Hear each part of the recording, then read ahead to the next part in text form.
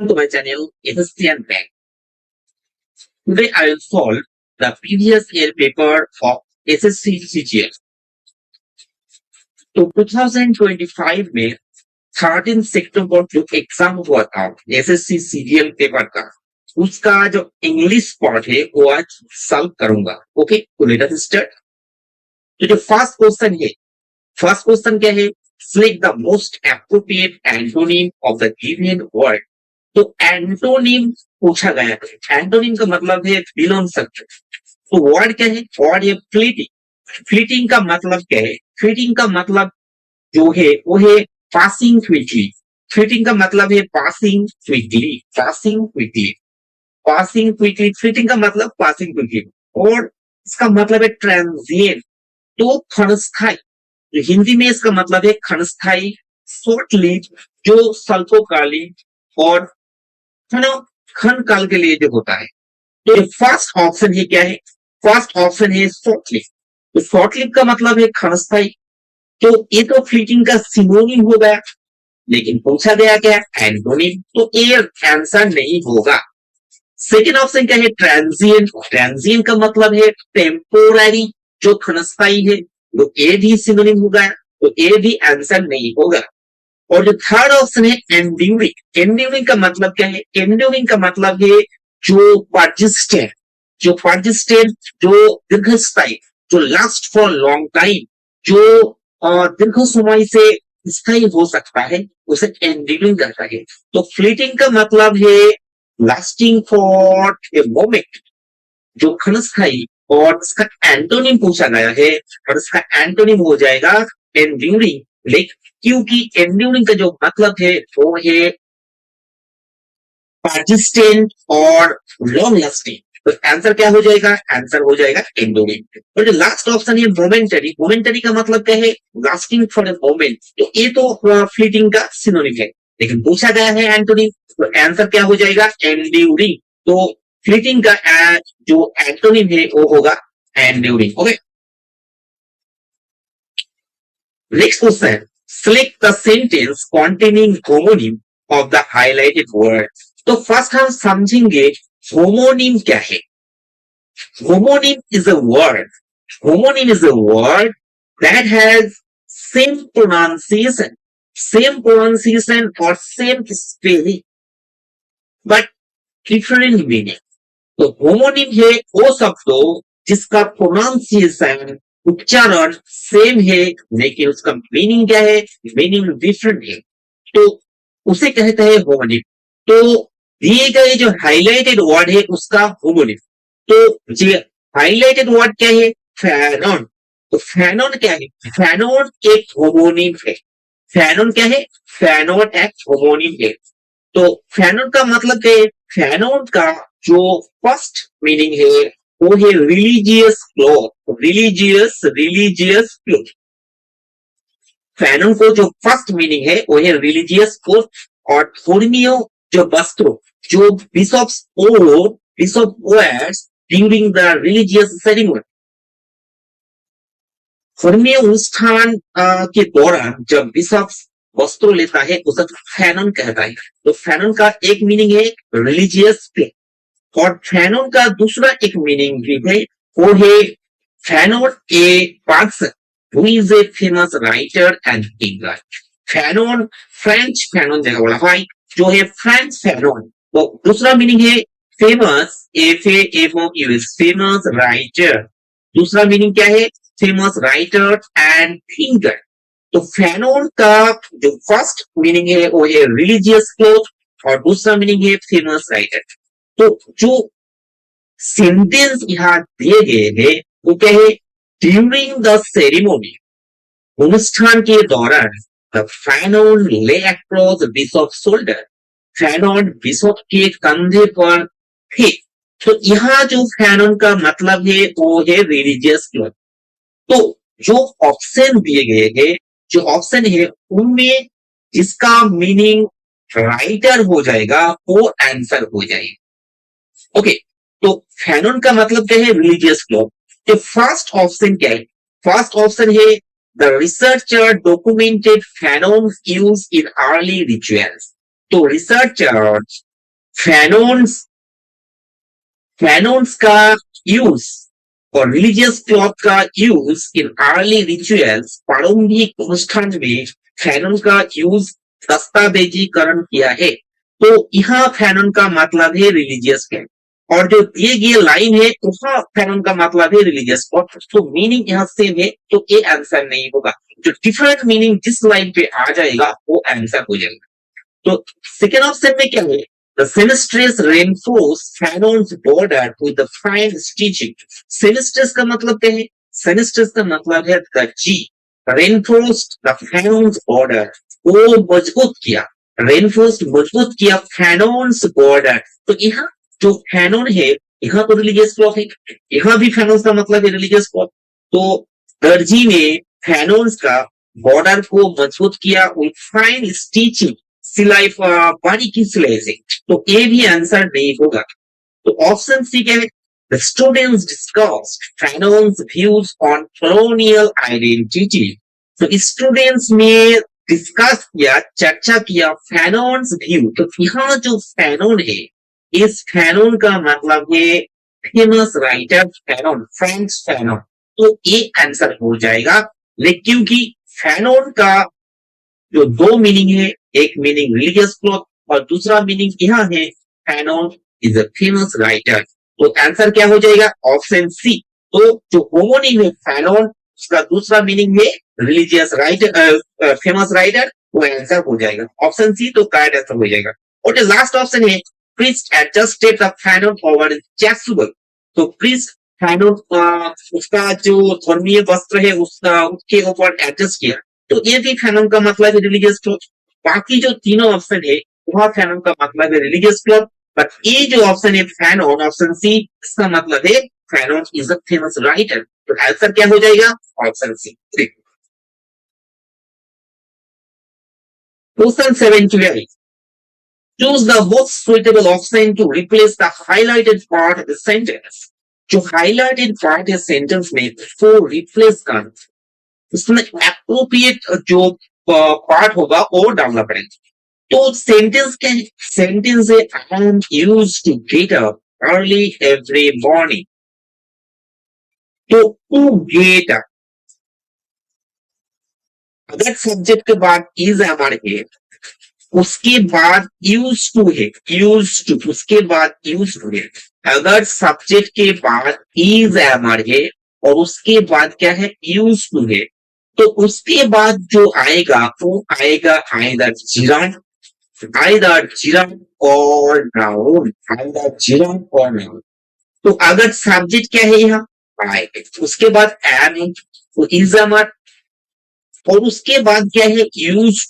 Used है, तो use to है तो सब्जेक्ट के बाद इज अमर, उसके बाद अगर यूज टू है तो उसके बाद जो वर्ड आएगा वो आइदर जिरान होगा और नाउन होगा। तो यहाँ जो ये गेट अप, ये क्या है? ये वर्ब है, तो इसको जिरान में ट्रांसफर करना पड़ेगा, और जिरान क्या हो जाएगा? गेटिंग। जिरान क्या हो जाएगा? गेटिंग। तो आंसर क्या होगा?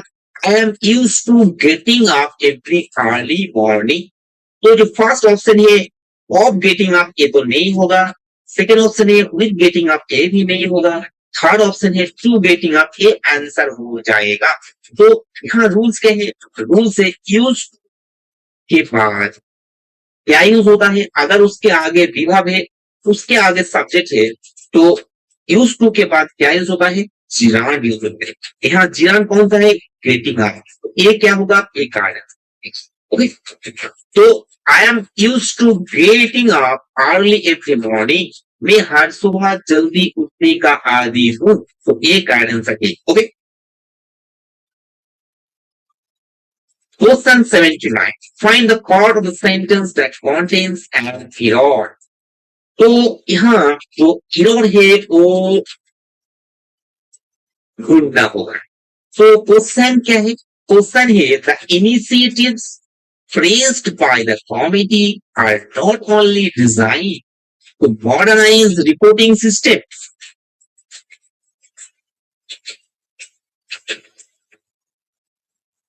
The initiatives praised by the committee are not only designed to modernize reporting systems, but also improving transparency in funding distribution across all districts.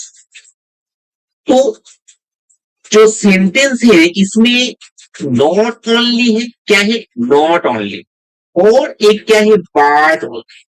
तो पहले हमें समझना होगा ये जो नॉट ओनली और पार्ट ऑल्सो है, इसको कहता है कोरिलेटिव कंजंक्शन।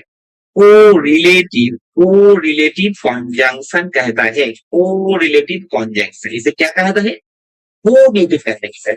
नॉट ओनली और पार्ट ऑल्सो अगर है, नॉट ओनली और पार्ट ऑल्सो है, इसे क्या कहता है, कोरिलेटिव कंजंक्शन। और कोरिलेटिव कंजंक्शन का एक रूल है, जब वो दो पार्ट को जोड़ता है, जब वो सेंटेंस में दो पार्ट को जोड़ता है, तो दो पार्ट में ग्रामेटिकल एलिमेंट सेम होना चाहिए। Not only and but also, जब कोई सेंटेंस को जोड़ता है तो वो दोनों पार्ट में ग्रामेटिकल एलिमेंट सेम होना चाहिए। तो अगर हम देखिए not only design to, not only design to, उसके बाद क्या है, डिजाइन के बाद है to modernize, to modernize. To plus भाव, ये क्या है, टू प्लस भाव क्या है, इंफिनिटिव। टू प्लस भाव इंफिनिटिव, प्लस भाव क्या है, इंफिनिटिव। लेकिन पांच के बाद क्या है, इम्प्रूविंग, भाव प्लस आईएनजी, ये क्या है, ये है चिरान, ये क्या है, ये चिरान। तो टू प्लस भाव इंफिनिटिव है और भाव प्लस आईएनजी अगर वो नाउन के रूप में यूज होता है तो वो है चिरान। तो नॉट ओनली के बाद, डिजाइन के बाद क्या यूज हुआ, एक पास में इंफिनिटिव और दूसरे पास में चिरान। तो ग्रामेटिकली एलिमेंट सेम नहीं हुआ, ये पैरेललिज्म ब्रेक हो गया। तो यहाँ इंफिनिटिव है तो दूसरे पार्ट में भी इंफिनिटिव यूज करना होगा, तो इम्प्रूविंग नहीं होगा, होगा टू इम्प्रूव। क्या होगा, टू इम्प्रूव हो जाए, क्या होगा, टू इम्प्रूव। तो जो गलत है वो कौन सा पार्ट में है, वो थर्ड पार्ट में है। तो ऑल्सो इम्प्रूविंग नहीं होगा, क्या हो जाएगा, तो इम्प्रूव हो जाएगा। तो गलत क्या होगा, ऑप्शन। तो आंसर होगा initiatives praised by the committee are not only designed to modernize reporting system, but also to improve, not improving, to improve transparency in funding distribution across all districts. Question 80. Rearrange the following sentences to form a coherent paragraph. तो rearrange पूछा गया है, rearrange जो sentence दिए गए हैं, four sentence को randomly दिया गया है, उसको अरेंज करना जिससे एक पैराग्राफ बनेगा। तो अगर हम देखें फर्स्ट जो सेंटेंस है, फर्स्ट सेंटेंस क्या है, such stories frequently examine moral and societal impact of technological progress from AI to genetic modification. Such stories, इस तरह की कहानियां अक्सर जांचती है मोरल, नैतिक and societal impact of technological progress. जो तकनीकी प्रगति है, जो तकनीकी प्रगति है, इसके जो नैतिक एंड सामाजिक प्रभाव है उसको जांचते हैं सच स्टोरीज। तो इस तरह की कहानियां तकनीकी प्रोग्रेस का मोरल एंड सामाजिक सोसाइटल इम्पैक्ट को जांचते हैं। वो एआई हो सकता है, एआई से जेनेटिक मॉडिफिकेशन भी हो सकता है। तो ये तो फर्स्ट में ही आएगा क्योंकि सच स्टोरीज कहता है, यानी स्टोरी के बारे में बता चुका है ऑलरेडी, तो ये फर्स्ट में ही आएगा। तो दूसरा सेंटेंस क्या है, science fiction is a form of speculative writing that commonly presents imaginative ideas related to future science and technology. Science fiction, जो साइंस फिक्शन क्या है, science fiction a form of speculative writing, कल्पनात्मक लिखनी, science fiction एक type का कल्पनात्मक लिखने है जो प्रेजेंट करता है फ्यूचर साइंस, फ्यूचर विज्ञान और टेक्नोलॉजी को, फ्यूचर विज्ञान एंड टेक्नोलॉजी को इमेजिनेटिव आइडिया के साथ। तो साइंस फिक्शन वो है, वो राइटिंग है जो भविष्य की साइंस एंड टेक्नोलॉजी को इमेजिनेशन के साथ जोड़ता है, ये साइंस फिक्शन है। तो ये पहले आ सकता है क्योंकि ये डेफिनेशन है, डेफिनेशन पहले आ सकती है। तो थर्ड जो है, एज ए रिजल्ट, परिणाम स्वरूप, it becomes a strong medium for social critique. It becomes a strong medium for social critique. ये बन जाता है मजबूत माध्यम पर सामाजिक और सोशल आलोचना के माध्यम बन जाता है, और फॉर फोरिकास्टिंग अपकमिंग प्रॉब्लम्स एंड डायलेम्स, और इंगित भी देता है इसका जो आने वाले प्रॉब्लम और डायलेमास है उसका इंगित देता है। तो ये परिणाम ये पहले नहीं आएगा। और जो फोर्थ ऑप्शन है, दो इट एंटरटेन्स रीडर, हालांकि ये रीडर्स को एंटरटेन करता है, the genre offers more than simple escapism. ये एंटरटेन से ज्यादा कुछ देता है। तो अगर हम फोर सेंटेंस को देखें तो फर्स्ट आएगा कौन? फर्स्ट आएगा ऑप्शन 2, क्योंकि ये क्या है? क्योंकि ये है डेफिनेशन, फर्स्ट डेफिनेशन आएगा, तो ये होगा फर्स्ट। तो ऑप्शन 2 होगा फर्स्ट। फिक्शन का परिभाषा डेफिनेशन ऑप्शन 2 में है।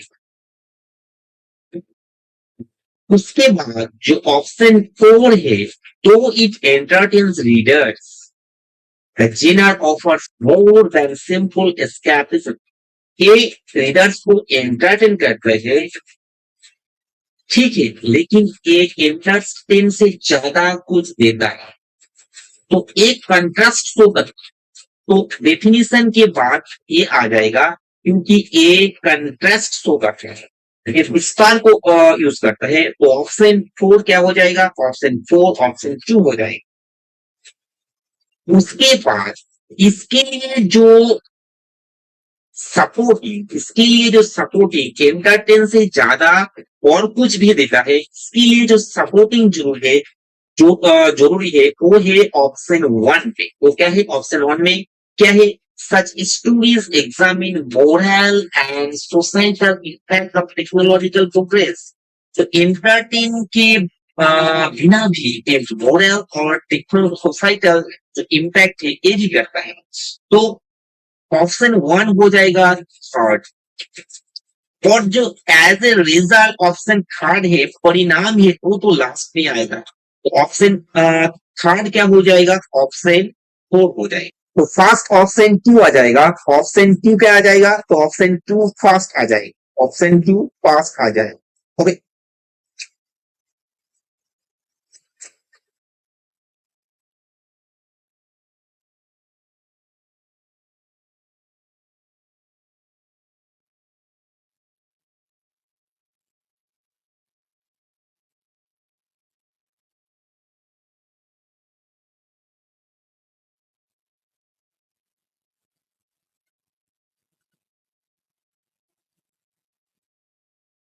तो फर्स्ट क्या आ जाएगा? फर्स्ट आ जाएगा ऑप्शन 2। तो ऑप्शन 2 फर्स्ट आ जाएगा। उसके बाद ऑप्शन 4 आ जाएगा। ऑप्शन 4 आ जाएगा। उसके बाद आ जाएगा ऑप्शन 1। के बाद आ जाएगा ऑप्शन 1। उसके बाद आ जाएगा ऑप्शन 3। तो राइट आंसर क्या हो जाएगा? 2 4 1 3। तो राइट आंसर हो जाएगा 2 4 1 3। तो ऑप्शन ए राइट आंसर हो जाएगा। Okay, question 82, find the part of sentence that contains an error. तो error करेक्शन पूछा गया है। क्वेश्चन क्या है? What the organization did not examine fully enough were not scheme's objectives themselves, but the political consequences it might have caused if carried out without wider agreement. तो अगर हम sentence को देखें तो क्या है? What the organisation did not examine truly. तो ये जो है what the organisation did not examine truly, ये क्या है? ये सबऑर्डिनेट क्लॉज है। ये क्या है? सबऑर्डिनेट क्लॉज है। सबऑर्डिनेट सबऑर्डिनेट क्लॉज का कौन सा पार्ट है? सबऑर्डिनेट क्लॉज का नाउन क्लॉज। सबऑर्डिनेट क्लॉज का नाउन, और नाउन क्लॉज क्या हो सकता है? आइदर सब्जेक्ट और ऑब्जेक्ट। तो ये जो पार्ट है what the organisation did not examine truly enough, ये है सब्जेक्ट। तो ये सेंटेंस का सब्जेक्ट के रूप में यूज हुआ है। अगर कोई सेंटेंस में क्लॉज व्हाट, हाउ, व्हाट और हाउ, दैट दैट से शुरू होता है, व्हाट हाउ दैट से शुरू होता है, तो वो सिंगुलर हो जाता है। तो what the organisation did not examine truly enough, ये जो सेंटेंस है ये सब्जेक्ट के रूप में यूज हुआ है, और ये सिंगुलर, और इस सिंगुलर के लिए जो विभव आएगा वो वेयर नहीं आएगा, वो क्या आएगा? वाज आएगा। तो सब्जेक्ट वर्ब एग्रीमेंट नहीं हुआ, सब्जेक्ट वर्ब एग्रीमेंट डिसएग्रीमेंट हो गया। तो what organisation did not examine truly enough, इसके बाद वेयर नहीं आएगा, इसके बाद क्या आएगा? वाज। तो रॉन्ग कौन सा है? रॉन्ग है दूसरा पार्ट। तो दूसरा पार्ट आंसर हो जाएगा ऑप्शन डी। ओके, तो यह क्या होगा? वेयर के बदले वाज होगा। Okay, Question 83. The correct option. The speaker's explanation was so packed with technical jargon that it varied in mood. अगर हम इसको मीनिंग देखें तो वक्ता की व्याख्या इतनी तकनीकी शब्दों से भरी हुई, इतनी तकनीकी शब्दों से भरी हुई कि ये बदल गया। कैसे बदल गया? ये बदल गया, जो फर्स्ट ऑप्शन है ओपेसिटी। ओपेसिटी का मतलब क्या है? ओपेसिटी का मतलब है अस्पष्टता। तो सेकेंड ऑप्शन है, सेकेंड ऑप्शन है ऑपालेशन, इसका मतलब है चमकीला, रामधनु की तरह चमकीला। और पोएसियस थर्ड ऑप्शन है, इसका मतलब है relating to hair, hair related. और जो फोर्थ ऑप्शन है पेक्ट, इसका मतलब है अस्पष्ट। तो स्पीकर के एक्सप्लेनेशन इतनी तकनीकी शब्दों से भरी हुई जो ये बदल गया अस्पष्टता में। तो इनटू है, तो इनटू के बाद जो आएगा पास ऑफ स्पीच वो आएगा नाउन आएगा। वो क्या आएगा? नाउन आएगा, एडजेक्टिव नहीं आएगा, एडजेक्टिव नहीं आएगा। तो जो लास्ट ऑप्शन है ओपेक, इसका मतलब है अस्पष्ट, और एक एडजेक्टिव है, तो ये तो नहीं यूज होगा। पोएसियस, ये इसका मतलब है रैस रिलेटेड, तो घास से संबंधित है, तो ये तो मीनिंग से संबंधित नहीं है, तो ये नहीं होगा। पॉपुलेशन का मतलब चमकीला, तो ये तो एडजेक्टिव है, ये नहीं होगा। जो फर्स्ट ऑप्शन है ओपेसिटी, ये अस्पष्टता के नाउन है, और ये यूज होगा, और ये मीनिंग से भी रिलेटेड है। तो स्पीकर एक्सप्लेनेशन, इस वक्ता की व्याख्या सो पैक्ड विथ टेक्निकल जार्गन, वक्ता की व्याख्या इतनी तकनीकी शब्दों से भरी है जो एक अस्पष्टता में रूपांतरित हो गया। तो जो फर्स्ट ऑप्शन है ओपेसिटी, ये आंसर हो जाएगी।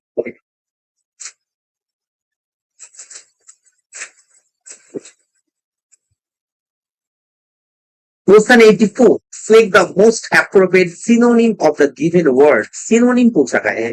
कार्टिंग, तो कार्टिंग का मतलब क्या है?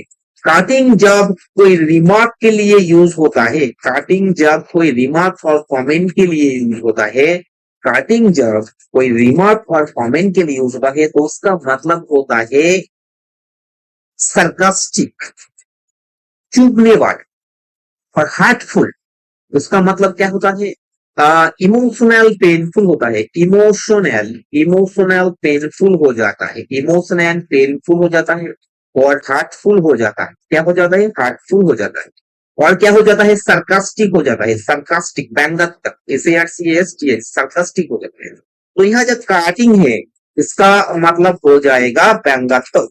तो जो फर्स्ट ऑप्शन क्या है, फर्स्ट ऑप्शन काइंड, काइंड का मतलब दयालु, तो ये तो नहीं होगा।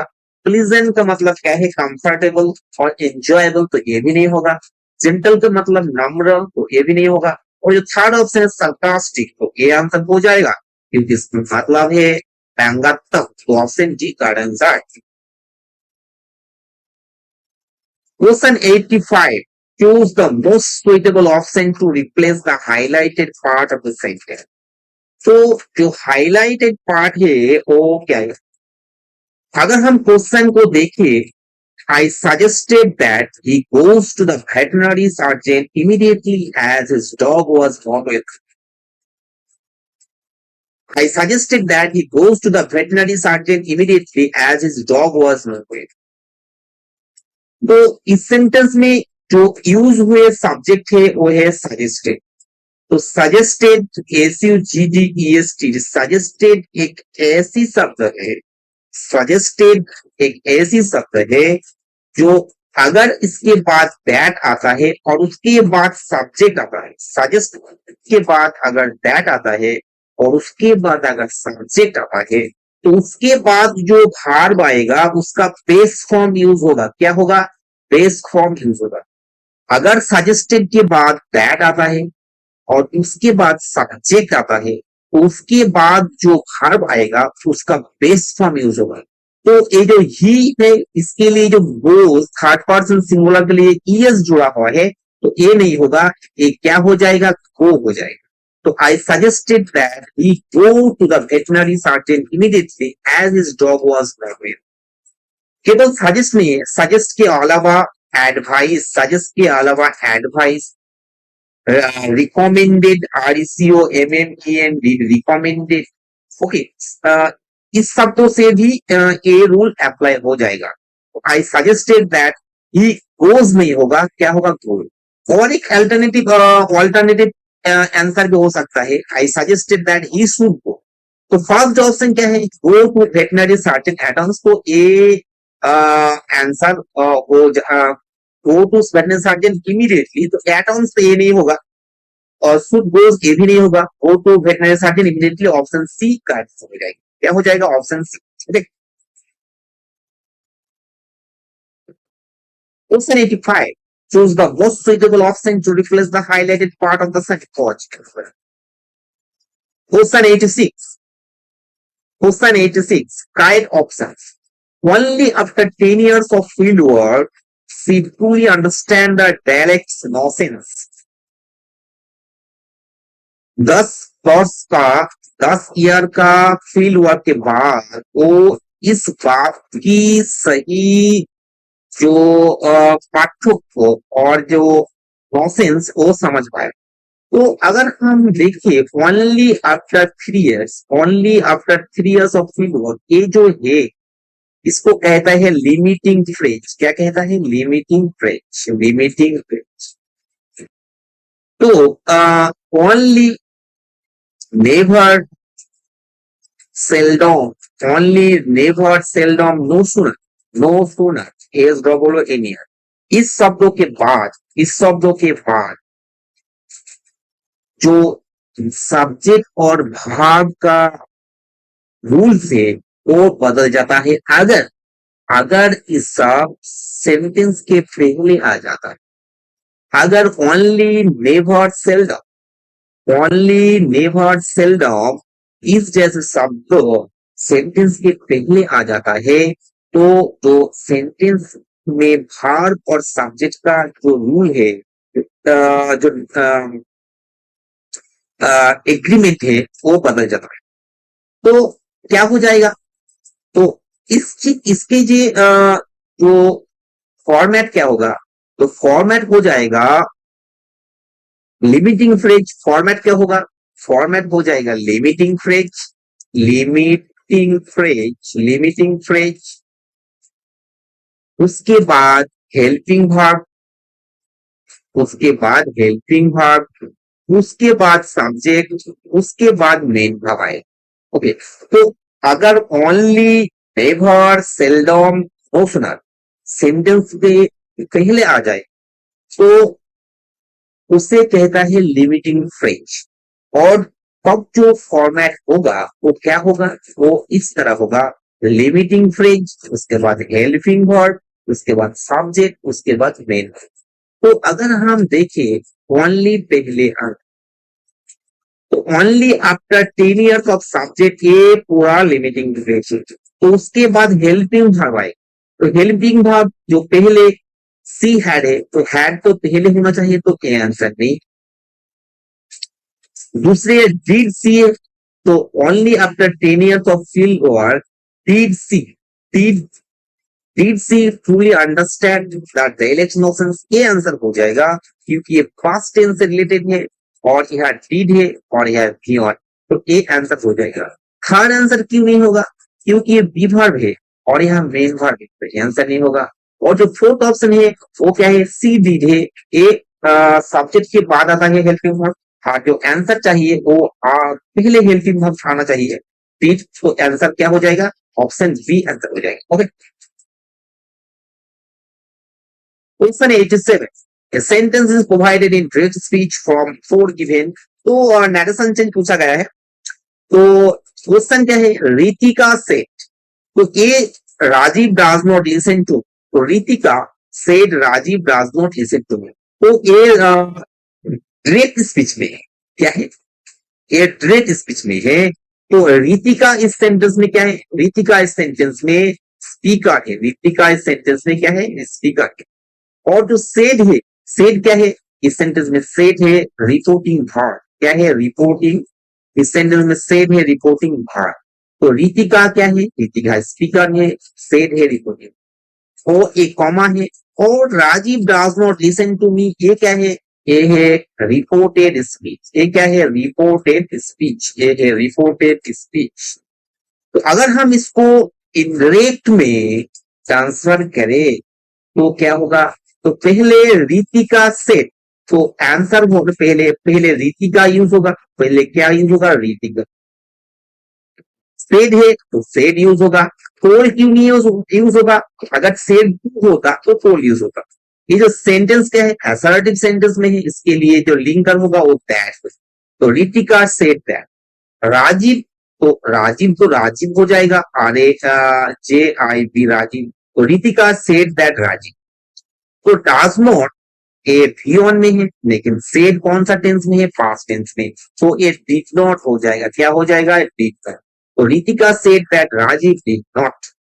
अब उसके बाद listen, L I S T, listen to me, कौन है, मी है रितिका, तो उसके लिए ऑब्जेक्ट हार होगी, तो आंसर होगा Ritika said that Rajiv did not listen to her.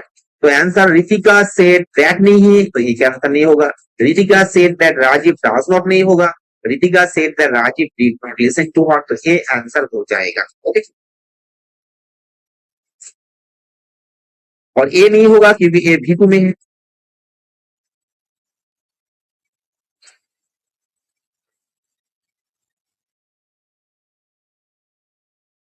Question 87, question 88, voice research team, okay, sorry, research team will have re-verified the samples before sunrise. तो इस सेंटेंस में वॉइस चेंज करने से पहले जो देखना पड़ता है वो है सब्जेक्ट कौन है, तो रिसर्च टीम यहाँ सब्जेक्ट है, क्या है, सब्जेक्ट है। Will have been reverified, a verb है, द सैंपल्स ए ऑब्जेक्ट है। तो वॉइस चेंज के जो रूल है, एक्टिव टू पैसिव, उससे ऑब्जेक्ट को सब्जेक्ट बनाना होगा, क्या होता है, ऑब्जेक्ट को सब्जेक्ट। तो सैंपल्स को हम पहले सब्जेक्ट बनाएंगे, तो सैंपल्स को अगर हम सब्जेक्ट बनाए तो सैंपल्स पहले आ जाएगा SAMPL,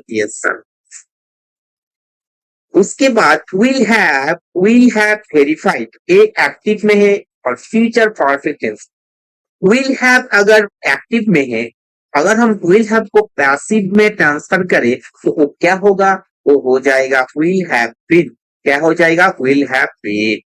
तो samples will have been. Okay, उसके बाद जो वर्ब है वो यूज होगा रीवेरीफाइड। उसके बाद एक प्रीपोजिशन बाय यूज होगा, बाय के बाद सब्जेक्ट ऑब्जेक्ट होगा, the research team, RESEARCH research team. तो उसके बाद जो है बिफोर सनराइज बैठ जाएगा, बिफोर सनराइज, SUNRISE। तो आंसर क्या हुआ? आंसर हुआ samples we have been re-verified by the research team before sunrise। तो फर्स्ट ऑप्शन क्या है? सैंपल्स हैव बीन है, विल तो नहीं है, तो आंसर नहीं होगा। Samples will have been re-verified by research team before sunrise, एक राइट आंसर हो जाएगा। क्वेश्चन 89, हर रिब्यूटल, उसका जवाब, ऑल्दो पॉलिश, हालांकि तैयार है, हालांकि तैयार है, तैयार थी, उसका जवाब हालांकि अच्छे से तैयार थी। Did not the core issue, did not the core issue raised by opposition, opposition में, ऑपोजिशन के द्वारा उठाया गया जो मुद्दे, मेन मुद्दे थे, उसको संबोधित नहीं किया। तो यहाँ जो होगा वो होगा एड्रेस। तो फर्स्ट ऑप्शन क्या है? एड्रेस, तो ए आंसर हो जाएगा। तो हर रिब्यूटल का जवाब दो कॉलेज, दो तैयार था, did not address, ADDRESS, did not address का मतलब है संबोधित किया नहीं किया इसको, कोर इशू, जो कोर मेन मुद्दा रेस्ड बाय ऑपोजिशन। तो जो सेकंड ऑप्शन, तो आंसर ये हो जाएगा। सेकंड ऑप्शन डिप्रेस, इसका मतलब टू मेक सैड, इसको दुखी बनाना, तो ये नहीं होगा। इल्यूट का मतलब क्या है? इल्यूट का मतलब धोखा देना, तो ये भी नहीं होगा। सरकमवेंट का मतलब टू अवॉइड, किसी को टाल देना, तो ये नहीं होगा। तो ऑप्शन क्या हो जाएगा? ऑप्शन ए।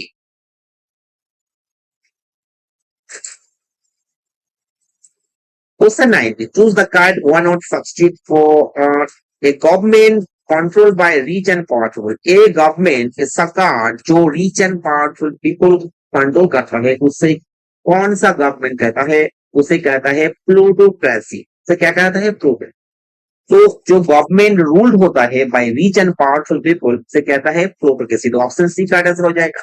बाकी जो ऑप्शन ओलिगार्ची, ओलिगार्ची का मतलब क्या है? ओलिगार्ची का मतलब है government rule by few person, तो गिनी चुनी व्यक्ति के द्वारा रूल होता है, उसे कहता है ओलिगार्ची। और ब्यूरोक्रेसी क्या है?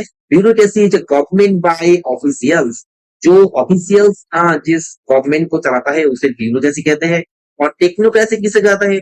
जो government ruled by technical experts. Okay, option C का आंसर हो जाएगा।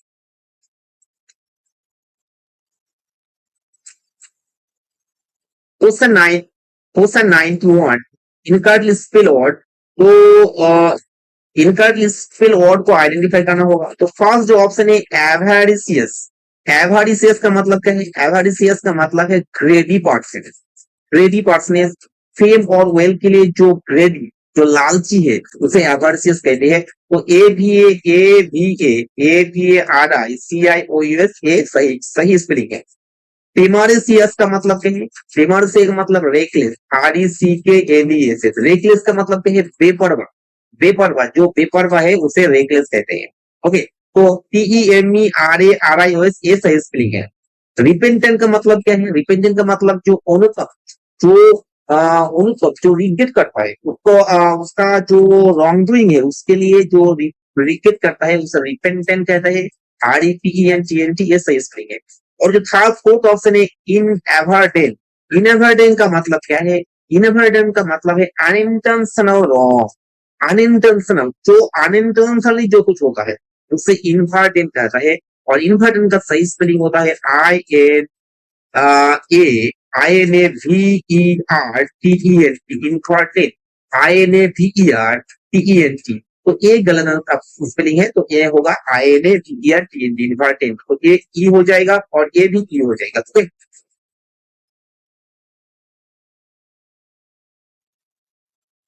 Question 92, convert the sentence provided into passive voice structure to active voice structure। तो सेंटेंस क्या है? Ancient artefacts are believed to have been quietly removed from the location by trespassers before the warning। तो ancient artefacts ये क्या है? तो ये subject, और बाय ट्रेस्पासर्स ये क्या है? ये ऑब्जेक्ट। तो ट्रेसपासर्स ये पहले आ जाएगा, तो ट्रेसपासर्स पहले आ जाएगा। उसके बाद to have been quietly remove a passive में, तो इसका अगर हम एक्टिव में करें तो टू हैव क्वाइटली रिमूव हो जाएगा, quietly remove, REMOVE, to have quietly remove. तो trespassers are believed to have quietly removed ancient artifacts before audit for option C garden services.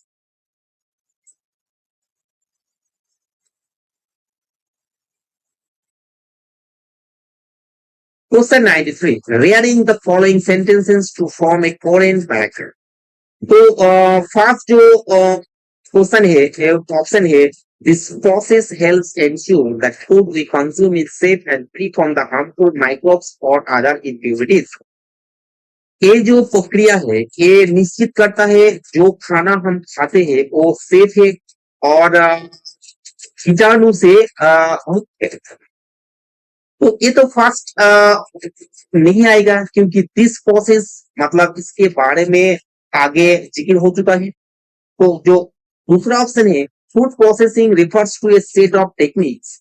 Food processing का मतलब है कुछ कौशल यूज टू कन्वर्ट, जो use होता है रॉ इंग्रेडिएंट्स, कच्चे जो कच्चे उपादान है इनटू एडिबल प्रोडक्ट्स, खाने योग्य पदार्थ से रूपांतरित करने के लिए।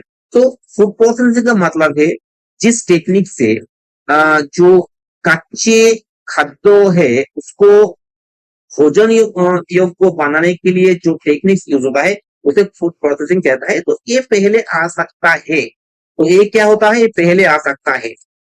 तो थर्ड ऑप्शन क्या है, दीज टेक्निक्स में इंक्लूड सिंपल स्टेप्स, और इस टेक्निक्स के अंदर क्या होता है, steps like chopping and grinding, काटाई एंड पिसाई, कटिंग और पीसिंग, as well as advance procedure. और उसके बाद एडवांस प्रोसीड्यूर जो होता है पास्चुराइजेशन। तो पास्चुराइजेशन का मतलब है जीवाणु मुक्त और फर्मेंटेशन। तो जो फूड प्रोसेसिंग है ये सिंपल भी है और एडवांस भी है, तो ये कहा ऑप्शन थर्ड में। और जो फोर्थ ऑप्शन है, in addition it supports preservation by increasing shelf life and can also improve nutritional value. तो इन एडिशन ये क्या करता है, जो भोजन है उसका लाइफ वैल्यू बढ़ा देता है और उसका पोषण गुण भी बढ़ा देता है। तो अगर हम देखें तो एक नंबर में आएगा ऑप्शन 2। तो फर्स्ट क्या आएगा, आ जाएगा फर्स्ट आ जाएगा ऑप्शन 2। ओके, उसके बाद क्या आ जाएगा, उसके बाद आ जाएगा ऑप्शन 3। इस टेक्निक्स में क्या आता है, इस टेक्निक में चॉपिंग, ग्राइंडिंग, पास्चुराइजेशन, फर्मेंटेशन। तो ऑप्शन 3 आ जाएगा उसके बाद क्या आ जाएगा, इसका काच, this process help ensure food we consume safe करता है खाद्य को, तो ऑप्शन 1 आ जाएगा। और उसके बाद जो लास्ट ऑप्शन है 4 ऑप्शन रह जाएगा, तो 2 3 1 4 आंसर हो जाएगा। तो ऑप्शन ए का आंसर हो जाएगा 2 3 1।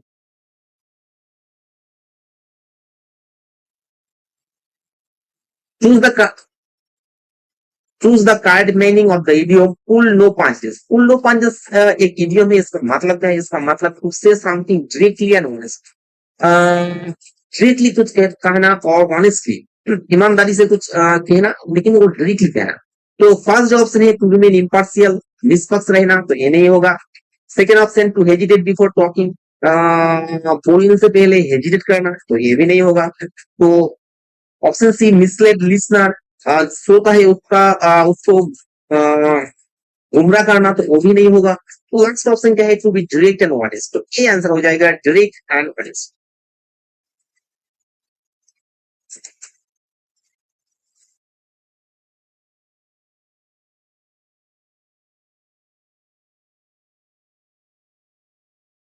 तो ये थे क्वेश्चंस। अगर इस वीडियो अच्छी लगे तो जरूर लाइक करना और शेयर एंड सब्सक्राइब अवश्य करना। Okay, thank you.